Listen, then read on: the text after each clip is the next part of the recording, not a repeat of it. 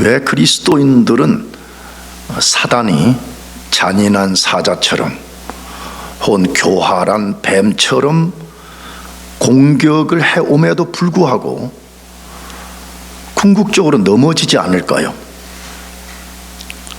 왜 진짜 그리스도인들은 세상으로부터 혹독한 핍박과 시련을 당해도 끝내는 승리하게 될까요? 왜 진짜 그리스도인들은 죄로 인하여 일시적으로 넘어질 수 있지만 영원히 넘어지지 않게 될까요? 왜 진짜 그리스도인들은 모든 것을 합력하여 선을 이루게 될까요? 다시 말하면 이 선이라는 로마서의 말은 예수 그리스도의 형상을 닮아가게 될까요? 왜 진짜 그리스도인들은 이 땅의 삶을 마치는 날 반드시 영광스러운 천국에 들어가게 될까요? 그리스도인들은 그 이유, 근거를 분명히 알고 있어야 됩니다. 사실은 그 이유와 근거를 분명히 더 알기 위해서 신앙생활을 한다 그래도 틀리지 않아요. 그 이유를 분명히 알 때만이 베드로 사도가 지난주 말씀에서부터 하셨던 것처럼 자기의 믿음을 굳건하게 할 수 있는 거예요. 믿음은 어느 날 갑자기 하늘에서 뚝 떨어져서 굳건해지는 거 아니에요. 방금 던진 질문에 왜 그런지를 내가 정확하게 알 때만이 믿음이 강해져요. 그리고 강해진 믿음을 가지고 마귀를 대적할 수가 있는 것입니다. 바울 사도의 말씀처럼 그 이유를 내가 분명하게 알 때만이 하나님의 전신갑주로 무장을 할 수가 있어요. 다시 그냥 교회를 그냥 왔다 갔다 한다고 무장되는 게 아니에요. 그 이유, 근거, 이것을 깊고 넓고 크게 자꾸만 알아가게 될 때에 하나님의 전신갑주로 무장을 하고 그래서 그걸 가지고 마귀를 대적할 수가 있습니다. 여러분은 17세기 사람 프란시스 베이컨이 한 말을 학교 다닐 때 많이 들어봤을 거예요. 우리말로는 아는 것이 힘이다 이 말 많이 들었어요. 근데 정확하게는 knowledge is power 이렇게 돼 있죠. 지식은 힘이다 이렇게 돼 있어요. 근데 이 베이컨이 학교 다닐 때는 그냥 그 말만 자꾸 선생님들이 말하니까 그냥 아는 것이 힘이다, 열심히 공부해라 우리 이렇게 배웠단 말이에요. 근데 프란시스 베이컨이 얼마나 대단한 사람이었냐 그러면 이 사람은 영국 성공회라는 그 디나미네이션의 신실한 그리스도인이었어요. 이 사람은 청교도는 아니었지만 신실한 그리스도인인데 이 사람이 하나님의 지식에 대해서 거짓된 지식을 가진 사람들의 디펜스를 했어요. 근데 짧게 말하면 하나님 자신의 지식은 곧 하나님의 주권적 능력의 한 측면이다라는 것을 이 사람이 증명을 하는 거예요. 하나님의 지식이라는 게 뭐냐면 곧 그건 하나님의 능력이다 이렇게 이제 디펜스를 한 거예요. 그래서 그러는 말을 하는 중에 지식은 힘이다 이 말을 하는 거예요. 이 지식은 엄밀하게는 하나님의 지식을 말하는 거예요. 하나님 그분의 지식은 곧 하나님의 능력이라는 거예요. 근데 이 말은 우리에게도 사실이라는 거예요. 그리스도인이 세상과 마귀의 혹독한 공격에도 영원히 무너지지 않고 절대적으로 안전한 이유를 아는 이 지식을 가질 때만 그것이 진짜 우리의 강력한 힘이 되어요. 아멘이죠. 그것이 진짜 우리에게 위로와 소망이 되는 것입니다. 왜 그리스도인은 모든 영역에서 절대로 안전한 것입니까? 모든 영역이라고 그랬어요. 그리스도 모든 영역에서 왜 안전한 것입니까? 오늘 본문에서 베드로 사도가 그 이유를 분명하게 알려줍니다. 왜 그리스도인은 안전하냐? 이 말씀은 베드로전서의 송영이라고 불러요. 요즘 젊은이들 그런 말 잘 모르는 것 같은데, 독살로지. 여러분이 말하면 그냥 결론이라고 하면 되겠어요. 이 베드로전서의 결론에 해당하는 말씀입니다. 베드로 사도는 이 세상을 살아가는 모든 그리스도인은 절대 무풍지대에 살지 않는다고 말합니다. 예수 믿으면 아무런 문제가 없는 가운데 산다고 말하지 않습니다. 오히려 세상과 마귀로부터 엄청난 공격을 받는다고 말합니다. 그러나 그리스도인은 그 가운데서도 절대적으로 안전하고 궁극적으로 승리할 수 있는 분명한 근거, 이유를 동시적으로 알려주고 있습니다. 자, 그러면 왜 그리스도인의 구원과 모든 삶이 절대로 안전한 것입니까? 첫째, 하나님의 은혜 때문에 그렇습니다. 하나님의 뭐 때문이라고요? 은혜. 그분의 은혜 때문이에요. 그것을 오늘 본문 5장 10절 상반절에서 말씀하는데, 모든 은혜의 하나님 곧 그리스도 안에서 너희를 부르사 자기의 영원한 영광에 들어가게 하신 이가 라고 되어 있습니다. 굉장히 중요한 말씀이죠. 사실은요, 사도가 이 본문에서 하나님을 누구라고 소개해요? 어떤 분이라고 소개하고 있어요?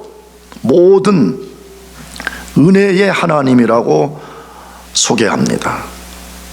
그리고 그 은혜의 하나님이 그리스도인들을 위해서 해주시는 일이 무엇인가를 정확하게 알려줍니다. 자, 그러면 이걸 다루기 전에 왜 이 10절 이전에는 마귀의 공격을 이야기한 거죠? 마귀는 어떤 존재다, 이걸 소개한 후 하나님은 이런 분이라고 우리들에게 소개해 줄까요? 대조하는 것입니다. 사탄 마귀가 비록 굶주린 사자처럼 우리를 삼키려고 공격을 하고, 때로는 교활한 뱀처럼 우리를 속이려고 하는 그런 잔인하고 아주 계략이 능한 존재이기는 하지만, 그와 대조해서 하나님은 어떤 분이냐는 거예요. 하나님은 전능하시고, 하나님은 은혜의 하나님이시고, 그 은혜의 하나님께서 그리스도인들, 자기 백성들을 끝까지 인도해 주신다는 것을 알리는 거예요. 이게 복음인 거예요. 비록 우리의 원수가 강해요. 그러나 우리 아버지신 하나님, 은혜의 하나님은 그 마귀와는 절대 비교가 불가능한 전능한 능력을 가지시고, 그가 은혜로서, 마귀는 끊임없이 잔인함과 교활함으로 우리를 넘어뜨리려고 하지만, 하나님은 은혜로서 우리를 한 번이 아니고 끝까지 인도해 주시는 분이라는 것을 알려주는 것이에요. 그러면 하나님은 제일 먼저 그리스도인들 위해서 무슨 일을 해 주셨다고 말씀해요? 뭐라고 소개했죠? 그리스도 안에서 너희를 부르사라고 말합니다. 그 은혜의 하나님이 하신 일이 뭐냐고 말할 때 그리스도 안에서 너희를 불러주었다라고 말씀합니다. 여러분, 이 속에는 엄청난 복음의 비밀이 들어있는 거죠. 우리도 과거에 단 한 사람도 예외가 없이 타락한 아담의 후손이 되어서 그 죄 때문에 하나님과 원수 관계에 놓여 있었고, 하나님과 완전히 단절되어서 하나님과 아무 관계 없는 저주와 사망 속에 살았던 존재들이었습니다. 근데 어떻게 우리가 하나님 자녀가 될 수 있었냐는, 우리가 어떻게 그리스도인이 될 수가 있냐는 거예요. 우리가 어떻게 하나님과의 적대 관계를 완전히 없애버리고 그의 생명을 소유할 수가 있었냐, 이걸 알려주는 거지요. 그게 뭐라고요? 하나님이 그리스도 안에서 우리를 뭐 해주셨다고요? 불러주셨기 때문에 그 모든 일이 가능했다라고 지금 말씀하는 거죠. 뭘 지금 말씀하고 있어요? 세상에 존재했던, 존재하고 있는, 존재할 모든 그리스도인들은 한 사람도 예외가 없이 하나님이 그 사람을 은혜로 불러주셨기 때문에 그리스도인이 되었다라고 말씀하는 것입니다. 절대적 사실입니다. 하나님이 불러주지 않으시면 단 한 사람도 자기 스스로 그리스도인이 될 수가 없습니다. 혹시 여러분들도 이 말 듣고 속으로 또 뭐야 또 이러는 사람이 사실이잖아요. 로마서 3장에 아무도 하나님을 찾을 수가 없다고 말하잖아요. 왜 그런 말씀들을 귀담아 듣거나 읽지 않고 자꾸만 여러분 상상으로 왜 안 되냐고 자꾸 그렇게 따지지 말라 이 말이에요. 불가능해요. 인간 자체는. 하나님이 불러주실 때만 가능한 거예요. 그러면 하나님이 어떤 방식으로 불러서 하나님 자녀 되게 해주시는 거예요? 다시 우리가 성경을 상기해 봅시다. 하나님이 창세 전에 구원할 사람을 자신의 주권적 은혜로 예정을 하십니다. 얼마나 이것도 내가 볼 때 예정론은 세상 사람들에게 반대 공격을 받는 게 아니라 교회 사람들에게 공격을 받아. 내가 보니까 예정론을 말하면 세상 사람들 모르니까 공격도 안 해, 비판도 안 해. 그리스도인들이 더 공격을 하는 거예요. 뭐 이거는 불합리하다는 둥 모든 책임을 하나님께 돌려버리려고 하는 그러한 무지의 반응을 하는 게 얼마나 많은지 몰라요. 근데 우리는 성경이 하나님의 자기 계시요 진리라는 것을 믿는다면 성경 많은 곳에서 하나님이 인간을 어떻게 구원하여 그렇게 말하면 먼저 창세 전에 그리스도 예수 안에서 은혜로 우리를 예정한다고 되어 있어요. 은혜로, 은혜예요. 어느 조건이 아니에요. 이 사람이 믿을 건가 안 믿을 것인가, 선한 일을 앞으로 할 것인가 안 할 것인가, 그런 게 아니고 다 우리가 하나님의 저주와 진노 아래에 있었는데 은혜로 그 사람을 예정하십니다. 그리고 하나님의 때에 예정된 사람이 구원을 받도록 복음과 성령을 통해서 그 사람을 불러주십니다. 모든 주도권이 하나님께 있어요. 이것이 절대적 사실인 증거는 세상 사람들 누구도 스스로 그리스도인이 되지 못한다고 말씀드렸잖아요. 우리 스스로는 내가 그리스도인이 되겠어요. 그건 자기가 자기 입장에서 어느 날 보니까 내가 믿겠다고 나섰구나 이렇게 느껴지는 거지, 하나님이 신비한 방법으로 그 사람을 불러주지 않으시면 아무도 그리스도인이 될 수가 없는 거예요. 또한 잘 보세요. 사람들이 똑같이 복음을 듣는데 다 그리스도인이 되지 않아요.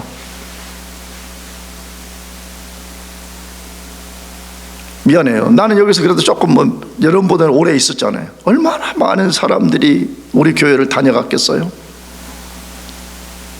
내가 설교하는 부족하지만 설교를 듣고요, 어떤 사람들은 예수 믿고 구원받고 하나님께 영광을 돌리는 사람도 있습니다, 분명히. 그런데 어떤 사람들은요, 끝까지 예수 그리스도를 먼저 자기의 주로 인정하지 않아요. 자기의 주로 인정하는 사람만이 예수를 자기의 세이비어로 받아들이는데 안 받아들여요. 왜 그래요? 왜 똑같은 장보환 목사가 전하는 복음의 메시지를 듣고 어떤 사람은 예수를 믿고 구원을 받고 그리스도의 제자로 사는 사람인데 왜 어떤 사람은 똑같이 들었는데도 그리스도를 배척해 버리는 거예요? 그 이유가 무엇이라고요?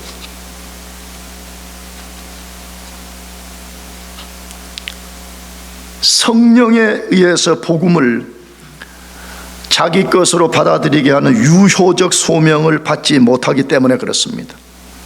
내가 설교 때나 성경 공부 때 말씀드렸어요. 이 소명에는 두 가지 소명이 있어요. 일반적인 소명과 유효적 소명이라는 게 있는데, 일반적 소명은 이렇게 다 같이 와서 한 사람의 설교나 아니면 성경을 그냥 들어보는 거예요. 이걸 소명이라 그래. 그러나 일반적 소명을 갖고 구원받는 거 아니에요. 일반적 소명 너머에 그 사람이 그에게 들려진 복음이 그 사람 것이 되게 만들고 그 복음이 그 사람의 영혼 깊숙한 곳에 존재를 변화시킬 수 있도록 성령의 역사가 일어날 때만이 그 복음이 자기의 것이 되는 것이에요. 그렇잖아요. 복음이라는 것 자체가 어떻게 보면 굉장히 추상적인 것이고, 어떻게 보면 어제 스테이트 칼리지에서 예수가 만든 일이 아니고 2000년 전에 만든 일이란 말이에요. 그러니까 이게 우리의 이성으로 이걸 받아들이는 거는 굉장히 모험인 거예요. 근데 그 모험 같은 일이 어떻게 내 것으로 다 받아들여지는 거예요? 그건 절대 나의 이성과 내 스스로의 능력으로 만들어진 것이 아니에요. 그래서 하나님의 성령이 복음을 듣는 사람 속에 역사해서, 다시 정확하게는 중생의 신비한 역사를 만든과 동시에 믿음을 주어서 그 복음을 자기의 것으로 탁 수납하게 만들어 줄 때 구원의 역사가 일어나게 되는 것이에요. 그러므로 여러분이 진짜 그리스도인이라면 하나님의 성령이 여러분을 예수 믿도록 불러주셨다는 것을 의심 없이 믿으시기 바랍니다. 할렐루야. 사실은 거예요. 진짜 내 예수가 나의 주요, 나의 구원자라는 게 믿어졌다 그러면요, 우리는 다 메커니즘을 이해할 수 없지만 하나님이 그리스도 안에서 우리를 불러주셨기 때문에 우리가 예수 믿고 구원받게 된 것이에요. 자, 그러면 사도 베드로는 왜 우리를 불러주셨다고 말합니까? 왜, 뭐 때문에 우리를 불렀다고 본문에 소개해요? 자기의 영광에 들어가게 하신이라고 되어 있습니다. 하나님을 소개하면서 하나님이 어떤 분인가를 지금 계속 소개하는 중에 왜 우리를 불렀냐고 할 때 자기의 영광에 들어가게 하신 하나님, 그걸 말하는데, 우리 성경은 조금 여기 번역상에 조금 아쉬움이 있어요. 뭐냐 그러면 우리는 들어가게 하신 과거형으로 번역을 해버렸어요. 근데 이 말의 원문은 정확하게 미래형으로 돼 있어요. 앞으로 우리가 언젠가 그 영광 속으로 들어갈 수 있도록 우리를 불러줬다는 거예요. 여러분, 그럼 앞으로 들어갈 영광이 무엇이겠습니까? 그래서 크게 두 가지입니다. 하나님 그분의 영광, 나가서 그분이 만드시는 천국의 영광, 우리가 그 속으로 우리를 들어가게 만드신다는 거예요. 할렐루야. 여러분, 이게 얼마나 큰 소망이에요.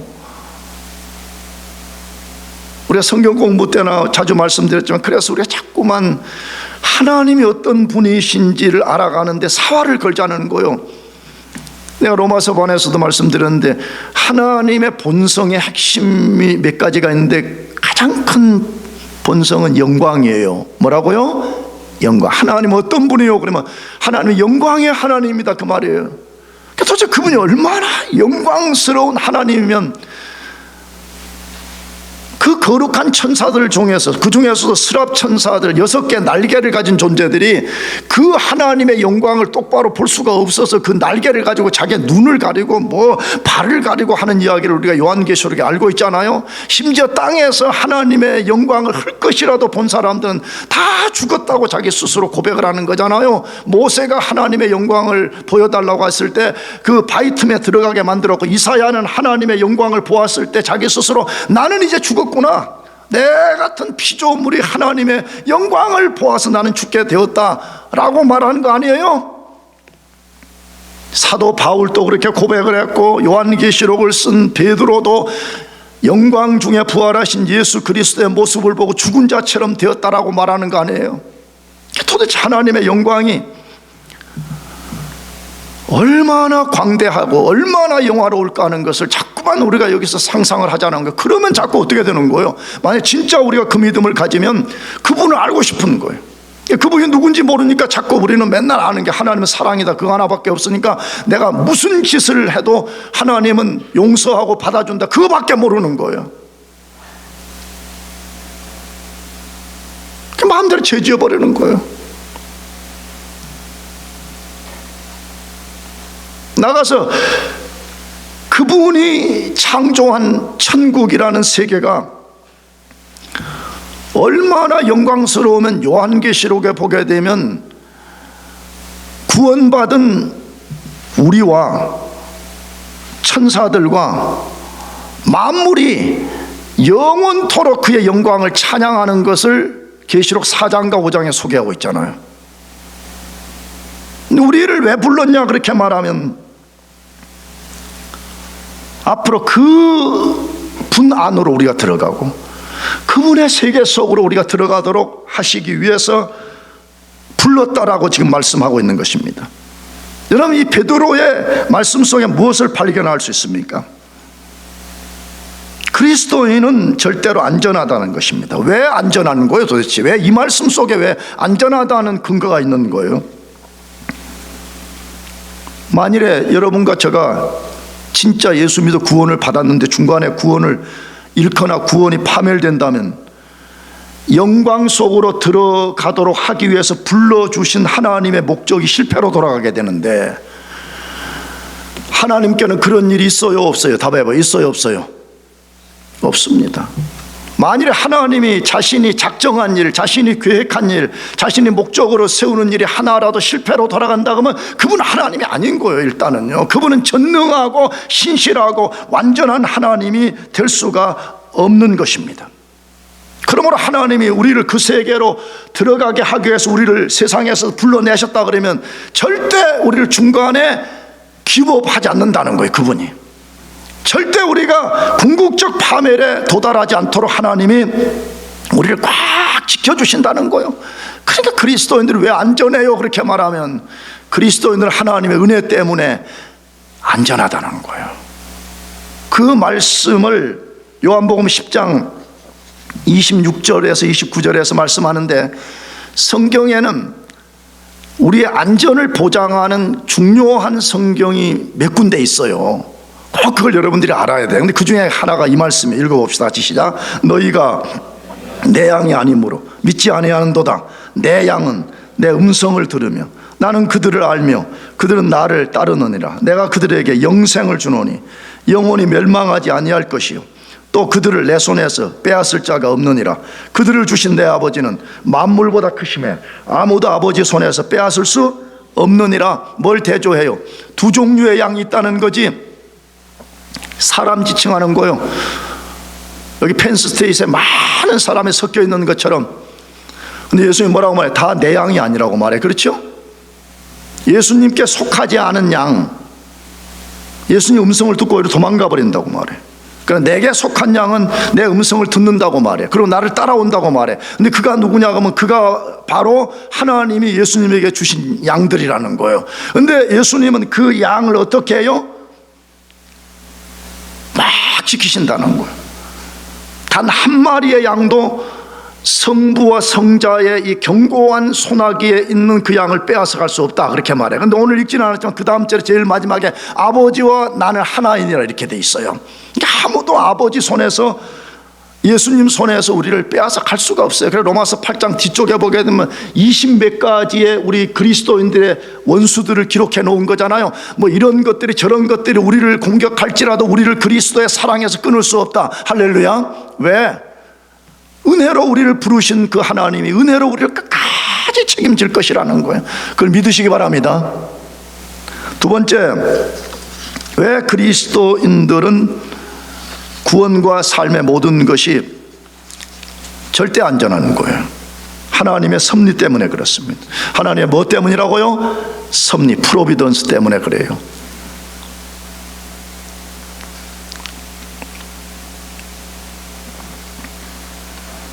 (5장 10절) 하반절 읽어봅시다. 뭐라고 말씀하시는지. 잠깐 고난을 당한 너희를 친히 온전하게 하시며 굳건하게 하시며 강하게 하시며 털을 견고하게 하시리라 라고 되어 있습니다. 그러니까 앞에 상반부는 은혜의 하나님을 소개하는데 그 하나님이 우리에게 무슨 일을 해 주실 것인지를 말씀한 후에, 그러기 때문에 앞으로 너희들은 분명히 이렇게 된다, 이걸 말하는 논리 구조죠. 우리가 하나님을 믿고 의지하는 데 있어서 가장 중요한 성경적 가르침, 교훈이 하나 있다면 우리 자신을 포함한 만물을 하나님이 그분의 주권적 섭리로 이끌어 가신다는 거예요. 오늘 현대 그리스도인들은 하나님이 만물의 주권을 가졌다는 것을 안 믿어. 안 믿으려고 해. 근데 우리의 옛 믿음의 선조들, 청교도들, 개혁주의자들, 진짜 복음주의자들의 당신 하나님의 어떤 것을 믿는 것 중에 가장 중요한 게 뭐요? 그렇게 말하면 그분은 만물의 주권자라는 거예요. 사실이에요, 여러분요. 여러분이 믿든 안 믿든 상관없이 그분은 주권을 가지시고 자신의 작정한 것을 그대로 이루어 가십니다. 할렐루야. 마태복음에 뭐라고 말해요? 참새 한 마리가 땅에 떨어지는 것이 하나님의 허락이 없이는 떨어진대요, 안 떨어진대요? 안 떨어진다고 말하잖아요. 여러분들이 아무리 공부를 열심히 한다 그래도 하나님이 주권적으로 허락하지 않으면 여러분은 졸업 못해요. 그러나 여러분이 좀 부족하고 모자라고 조금 어떤 뭐 있지만 하나님이 주권적 섭리 아래에서 그 일을 허락하신다 그러면 반드시 졸업할 수가 있는 거예요. 직장도 마찬가지인 거죠. 자꾸 나는 그래 목사가 근본주의자다 뭐 어쩐다 욕을 할지 몰라도 뭐 그렇게 덜 중요한 것을 위해서 목숨을 걸어요. 주권자인 하나님께 우리 인생의 목숨을 걸어야지. 할렐루야. 내가 우리 대학부 친구들한테 농담식으로 그런 말 많이 해. 그 친구들 그런 말도 잘 모르는데, 야 괜히 그 부질없는 짓 하지 마 이렇게 말해. 부질없다. 우리가 한국에서 보면, 난 또 전라도 출신이어가지고 그런 말 많이 써요. 부모들이 뭐 우리가 뭐 이상하게 뭐 하면 그 부질없는 짓 그것 좀 그만하라고 말이야 이렇게 말해. 이게 내가 볼 땐 그런 거야. 성경적 관점과 이 목사의 경험에 비춰보면 부질, 쉽게 말하면 아무런 도움이 되지도 않아. 근데 그게 무슨 하나님의 주권과 하나님의 은혜와 하나님의 역사보다 뭐 더 뭐 위대한 것이 있는 줄 알고 거기에 목숨을 걸면서 하나님을 경시해버리고 하나님을 멸시해버리는, 그걸 볼 때 안타깝다 이 말이야.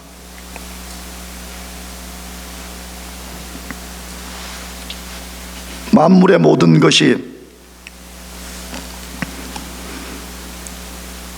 마귀의 뜻대로 되지 않아요. 세상의 뜻대로 되지 않아요.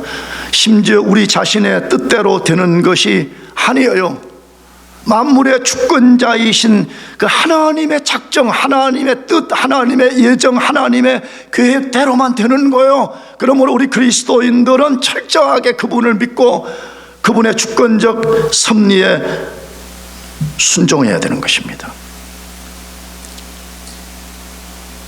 자, 그런데 많은 그리스도인들에게 납득되지 않는 일을 하나님이 하시는 것처럼 비춰진다 이 말이에요. 아니, 하셔요 그분이. 근데 그게 뭐예요? 구원받은 그리스도인들에게 하나님이 고난을 허용하신다는 거예요. 상당히 많은 사람들이 예수 처음 믿으면 그러잖아. 아니, 예수 많이 믿고도 나도 그래. 할 수만 있으면 하나님이 그냥 고난을 좀 안 받게 해줬으면 좋겠다는 그런 본능적 소망이 있는 건 사실이에요. 근데 하나님이 우리를 불렀어요. 구원으로 불렀어. 그러면 세상과 마귀로부터 고난을 받지 않고 원천적으로 딱 막아주시고, 일절 그런 것들이 우리를 괴롭히지 못하게 하면 좋을 텐데 핍박과 고난과 시련을 허용하신다는 거예요. 그러니까 이제 이것이 성도들을 괴롭히는 거예요. 먼저 이성적으로, 감정적으로, 아니 내가 하나님을 믿으려고 그러는데 왜 고난을, 시련을, 핍박을 나에게 허용하냐면서 무의식 속에서 하나님께 저항하는 것이 얼마나 많은지 몰라요.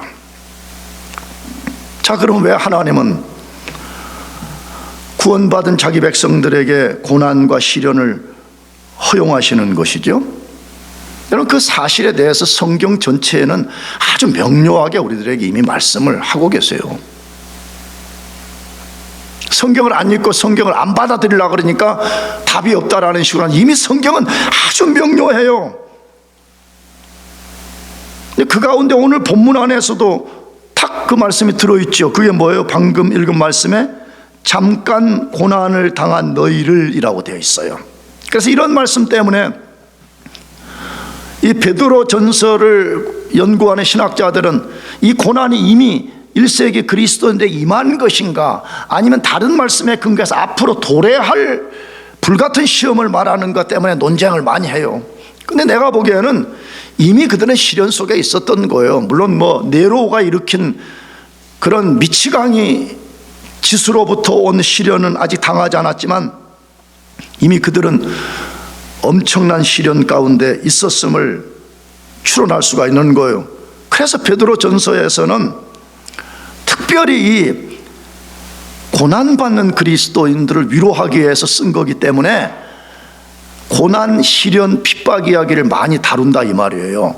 근데 그 가운데 베드로 전서 1장 6절에서 7절 말씀 보면, 그러므로 너희가 이제 여러 가지 시험으로 말미암아 잠깐 근심하게 되지 않을 수 없으나 오히려 크게 기뻐하는도다. 너희 믿음의 확실함은 불로 연단하여 없어질 금보다 더 귀하여 예수 그리스도께서 나타나실 때 칭찬과 영광과 존귀를 얻게 할 것이니라.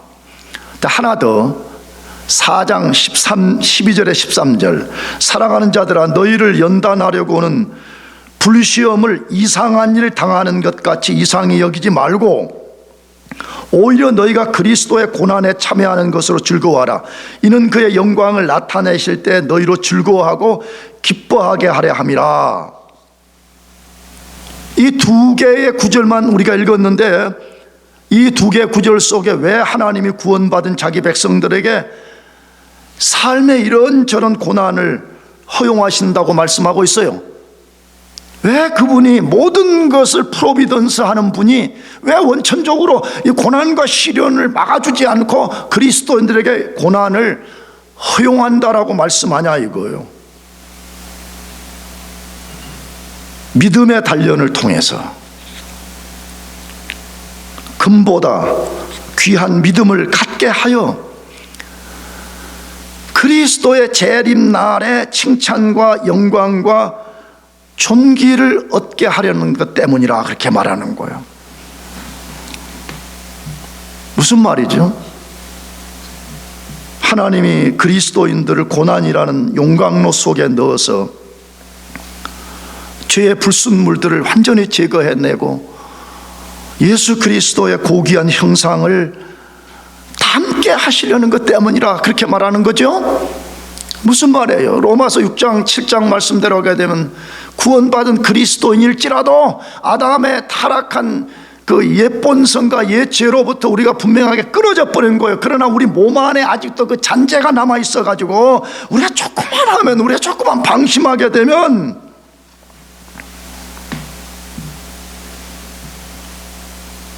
얼마나 그 우리를 사납게, 우리 안에 있는 타락한 아담의 옛 본성의 찌꺼기들이 얼마나 사납게 우리를 사로잡으려고 하는 거 우리가 너무 잘 알잖아요. 경험적으로 알지 않아요? 진짜 구원받은 사람은 그게 뭔지를 너무 잘 알잖아요.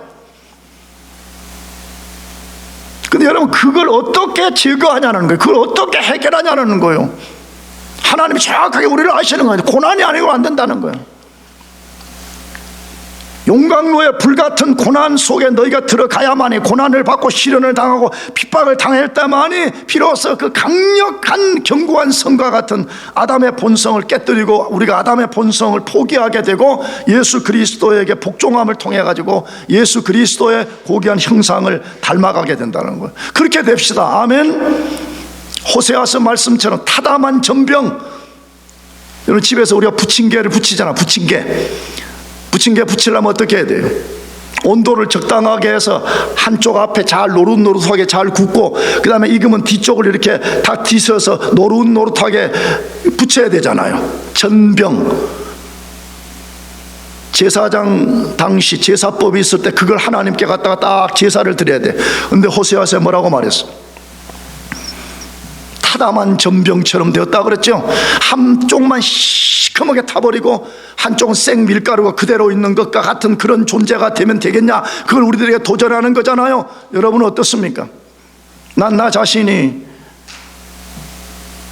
잘 구워진 전병처럼 되기를 원하지만 하나님의 절대적인 눈앞에 비춰보면 너무 부끄러운 것이 많습니다.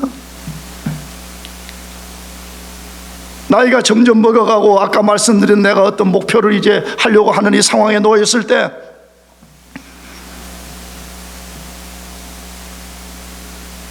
너무 가슴이 아파요. 너무 마음이 아파요. 타다가만 전병 같은 도저히 거룩한 하나님의 떡상에 올릴 수 없는 그 모습을 갖고 살아가는 내 모습을 볼 때 얼마나 고통스러운지 모르겠어요.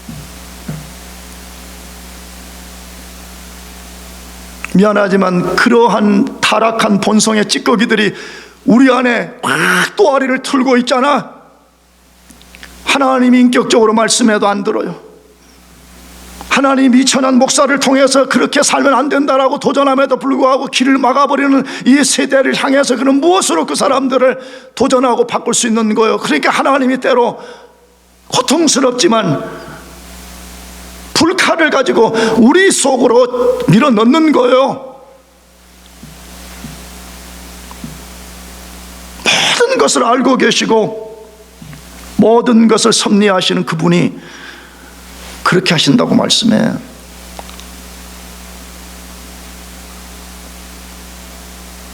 그런데 감사한 일이 무엇이에요? 하나님 절대 우리를 고난 속에 던져버리지 않는다고 말씀해. 너 고난 좀 받아라, 그렇게 하시지 않는다고 말씀해. 하나님이 고난 속에서 섭리를 나타내 주신다고 해. 고난을 허용하시는 것도 하나님의 섭리요, 우리가 고난 속으로 들어갔을 때도 여전히 하나님이 프로비던스를 나타낸다는 거예요. 그게 5장 10절인데 다시 읽어보시면 뭐라고 했어요? 잠깐 고난을 당한 너희를 친히 직접 온전하게 하시며 굳건하게 하시며 강하게 하시며 털을 견고하게 하시리라. 할렐루야. 여기 네 가지를 소개해요. 물론 원문은 세 가지인데 하나님 왜 우리를 고난 가운데 들어가게 하신대요? 부정적으로는 타락한 아담의 본성에 지배되는 것을 완전히 제거해버리고 나가서는 어떻게 해요? 그분이 프로비던스를 통해서 우리를 온전하게 만들어요. 굳게 만들어줘요. 강하게 만들어준다라고 말해. 여러분은 이 네 가지 워딩 중에 정말 어떻습니까? 여러분은 진짜 날마다 온전해짐을 향해서 가고 있습니까? 굳건해지고 있습니까? 강해지고 있습니까? 여러분 인생이라는 존재 전체 터가 견고해지고 있습니까? 내가 시간이 없어 하나만 말씀드리라고 말이에요. 여기 온전하다는 이 말의 헬라어 단어는 언젠가도 내가 설교 때 말씀을 드렸는데 아주 우리에게 그냥 눈앞에 명료한 그림 언어예요. 그게 뭐냐 그러면 이 온전하다는 말의 원래 단어는 두 가지 용도에 쓰였는데 하나님께 내가 뼈가 부러진 거예요. 그럼 여러분 이 부러지면 보통 어떻게 하시죠? 다시 깁스를 해가지고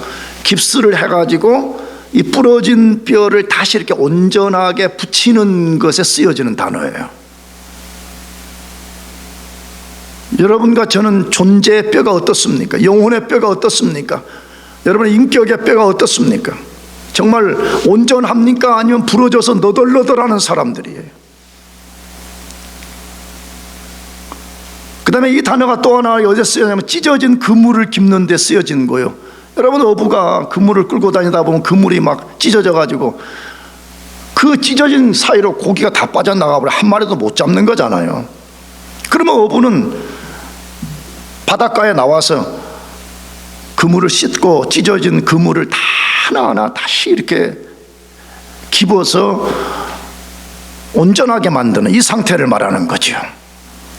만일에 이 그물에 비유한다면 나와 여러분은 어떤 사람이에요? 우리는 진짜 온전한 그물과 같은 상태, 아니면 다 찢어져 가지고 아무것도 거기 뭔가를 얻을 수 없는 그런 상태에 살고 있는지 점검해 봐야 되지 않겠어요?